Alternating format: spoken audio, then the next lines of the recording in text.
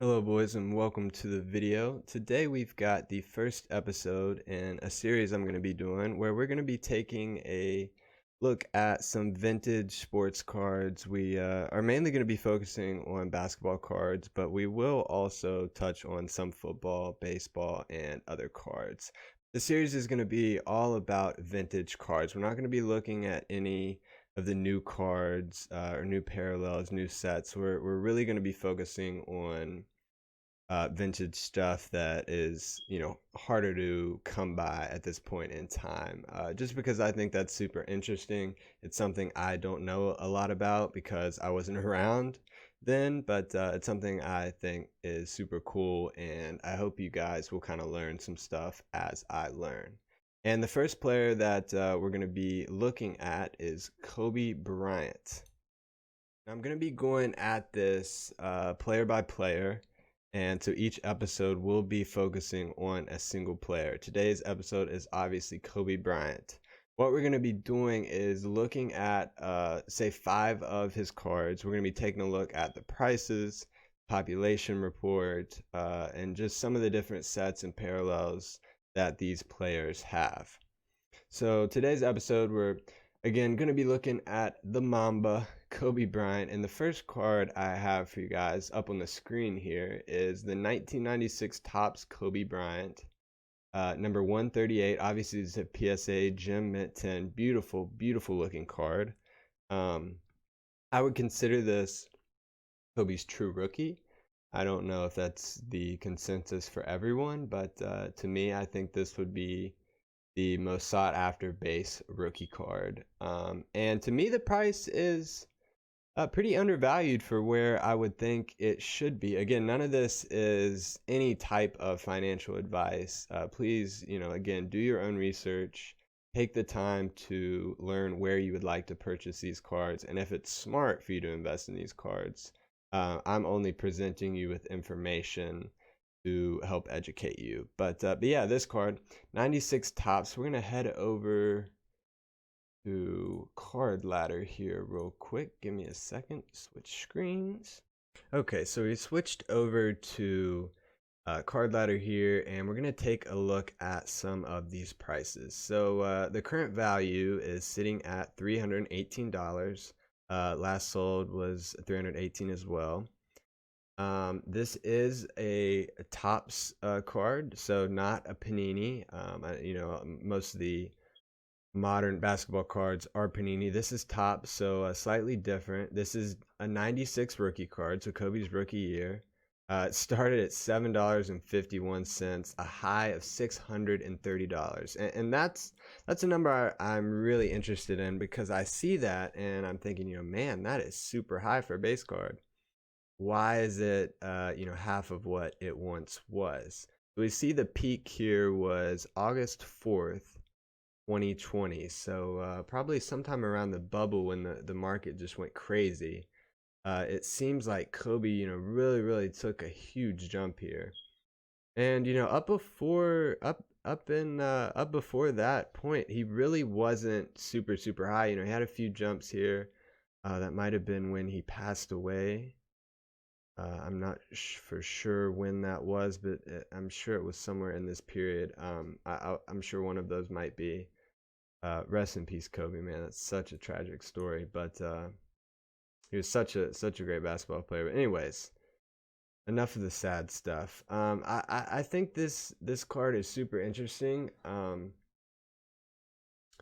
Wanted to see, let's switch over here to a PSA 10 and see, what these cards that are graded, what they're kind of looking at. Maybe look at some of the pop reports. So we've got a PSA 10 pop of a little under 3,000, and the last sale was slightly above $5,000. So obviously a very expensive card. But all right, so here we go, boys. I wanted to just compare the 2003 Topps LeBron James base PSA 10 to the 96 Kobe base PSA 10. I just wanted to see, what it was looking like, and try to get some sort of comparison for us. So we're gonna take the time frame down to 2 years, just so that gives us a little better of a graph, just something we can actually read here.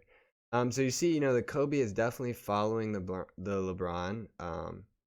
When the LeBron goes up, the Kobe goes up. That obviously shows that they're pretty similar as far as all-time great basketball players. So when the basketball market's going way up, these are two of the front runners. So let's take a look at some of their stats. Surprisingly, Kobe has more sales. That is extremely surprising to me. It does have, now that I'm looking, it does have a not a much higher cap, but a slightly higher population report. As you can see right here, LeBron has slightly under 2,000 and Kobe has slightly under 3,000. So about a 800 card difference here, which is not huge, but that does kind of help me to understand why this card is less expensive than LeBron's. Because I think there are a lot of people out there that believe Kobe is a better basketball player. Maybe not everyone, but I'm sure a great percentage of the population. But I think that pop report may be the reason that this LeBron card is slightly more valued. And I also think LeBron has the hype right now. So that's it for the first card. Let's go ahead and head over to the second card. All right, boys. And the second card I wanted to look at is, this is just amazing. I don't know if everyone thinks this is a cool card, but I absolutely love this card. I saw this on my Instagram feed today, and I started kind of looking into it, researching the set a little bit, just kind of digging around, and I kind of fell in love. There's a couple of things I really like about this card. One, it's obviously not just your normal basketball card. It's more towards a collectible, more towards some type of art or a collectible item. This reminds me of Star Wars, which I personally love. It looks like the Death Star. But I mean, just being in outer space, throwing the flashy past the number 8 jersey. I think this is just a beautiful card. And there's one other thing that I'm not sure if this affects the value of the card or not, but it's super neat and super interesting. This is the 81st card in the set. And if you're not super familiar with Kobe, Kobe's highest scoring game ever, he scored 81 points against the Raptors. So I just think that makes it more sentimental, maybe.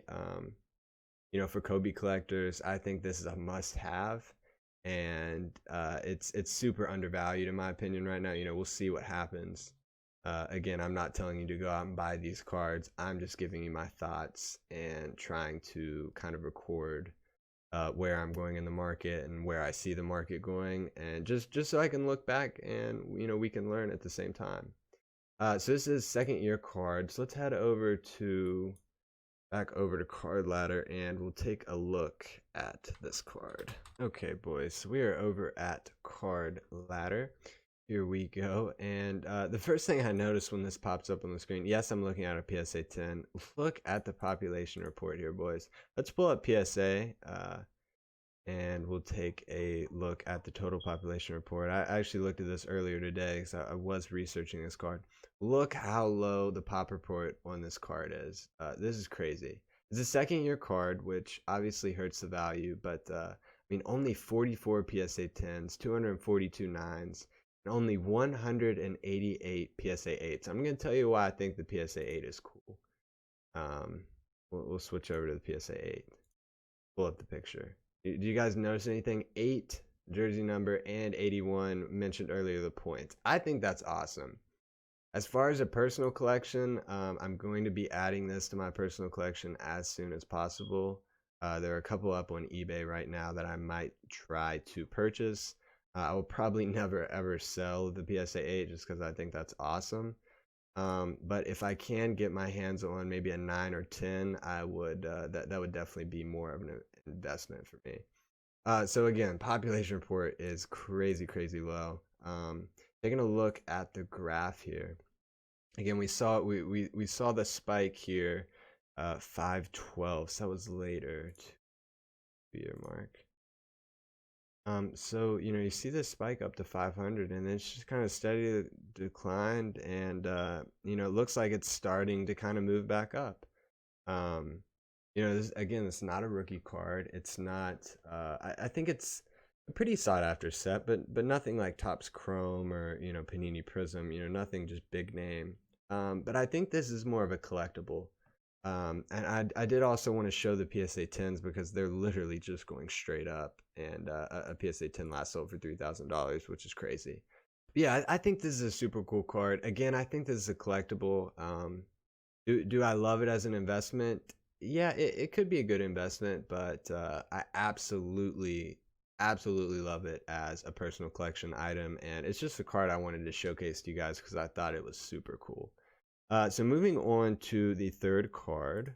The next card we've got up is a 96 Upper Deck Kobe Bryant. Again, this is not a basketball card, but I just think this is an awesome card. I mean, Kobe looks great. He's got the sunglasses, the background's cool. He's got the nice outfit. I just think this is something different. Again, it's more of a collectible. I would see Kobe Bryant, diehard fans wanting this, and people who just love Kobe, people who love the Lakers. This is not like your average typical basketball card, but with someone like Kobe Bryant, who's just an all-time great, this is just a cool little moment, and I think it's something a lot of people would want to have, and would definitely want to have in the future. So that's why I included it. Let's go ahead and check out the price and the pop report and get into the numbers. Okay, here we go. So we're looking at 96 Upper Deck Kobe Bryant base PSA 10. And you can see, man, this graph has steadily risen and it has kept going. It has not slowed down. Start price around $22, and the current price, or last sold, was right around $933. 795. So again, a very low population report. And just to compare that to, we'll say, Luka's base prism. Let's compare the population reports, because I think that's something that needs to be done. Just in the case of comparing vintage to modern. So you can see there's 15, almost 16,000 PSA 10 Luka Doncic cards. Guys, there's less than 800 PSA 10 Kobe Bryant. So just think about that in terms of the population report. Obviously, it's a more sought after card. But again, the cards that I showed earlier were very similar in the population. I think his base was around 2 to 3,000. So just compare that to Luka's 16,000. And also think about this. There's still people ripping 2018 Prism product. I mean, I see a break daily on Instagram. Nobody is, almost no one is ripping 96 Upper Deck or 96 Tops just because it's so old. So I think that's also, you really got to take that into account and just think about that. So going back to this, again, the population report's super low, right under 800. I mean, you can see the graph's just going up, and it really hasn't slowed down. Let's take a look at what a PSA 9 is going for. So obviously the price drops way off from the 10 to the 9. Not really sure why that huge of a drop off is there, but again, this is not a very expensive card to get raw. Raw cards sitting at about $40. You can see that they're really going for different amounts, probably based off condition. But yeah, I think this is a super cool card. Again, not a basketball card, more of a collectible, but it's something I just wanted to show you guys. So moving on to the fourth card. The fourth card is the 96 Ultra Kobe Bryant Fleer rookie card. This is a great card. I really think it's nice. I think the position of him, going in for the layup or dunk, I think that's cool. The classic uniform, he's got the bald head.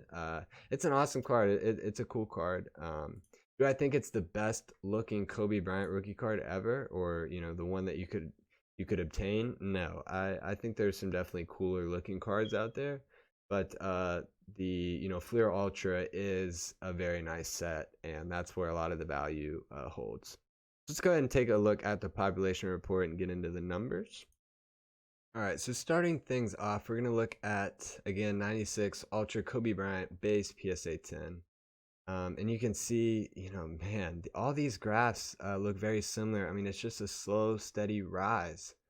And you really like to see that, in the market. You don't want to see it just go crazy and then drop off, that just shows you that it's really susceptible to what the market is doing. And you can see here the price is pretty much steadily rising. But again, population report of 300. I mean, just crazy low pop reports on these cards, guys. I think that's the biggest thing that's standing out to me is these pop reports. And the market cap is under a million. I mean, Luka's market cap was, what was it, maybe,